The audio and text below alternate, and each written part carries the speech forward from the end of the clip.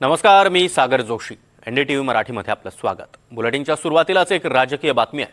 उपमुख्यमंत्री एकनाथ शिंदे यांनी लोकप्रतिनिधी आणि पदाधिकाऱ्यांना सक्त ताकीद दिली आहे. कोणीही आपला मतदारसंघ सोडू नका अशा सूचनाच एकनाथ शिंदे यांनी दिल्यात. आगामी स्थानिक स्वराज्य संस्था निवडणुकीच्या पार्श्वभूमीवर शिंदेंनी हे आदेश दिले. मतदारसंघाबाहेर जाताना माहिती देणं बंधनकारक देखील करण्यात आलंय. त्यामुळे महापालिका आणि जिल्हा परिषद निवडणुकीच्या पार्श्वभूमीवर आता एकनाथ शिंदे यांनी पक्षातील लोकप्रतिनिधी आणि पदाधिकाऱ्यांना या महत्त्वाच्या सूचना केल्या आहेत.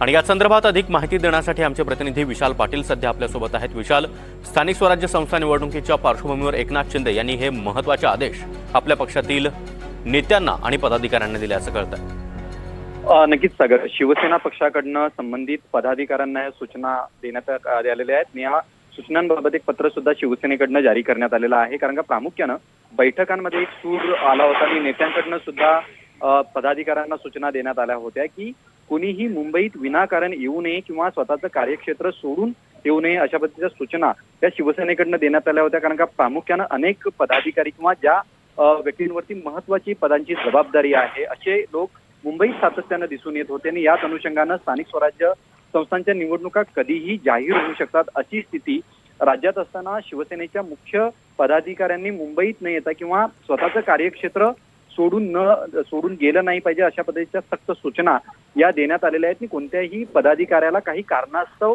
स्वतःचं कार्यक्षेत्र जर सोडायचं असेल तर संबंधित तशी माहिती मध्यवर्ती कार्यालयाला द्यावी लागेल अशा पद्धतीचा स्पष्ट उल्लेख या पत्रात करण्यात आलेला आणि पत्रामार्फत हा एक प्रकारे आदेश हा शिवसेनेच्या सर्व पदाधिकाऱ्यांना देण्यात आलेला आहे. त्यामुळे एकनाथ शिंदे आणि त्यांची शिवसेना ही स्थानिक स्वराज्य संस्थांच्या निवडणुकांच्या अनुषंगानं अलर्ट मोडवरतीच असलेली पाहायला मिळते. सागर, नक्कीच विशाल, धन्यवाद तुम्ही दिलेल्या या सविस्तर माहितीसाठी.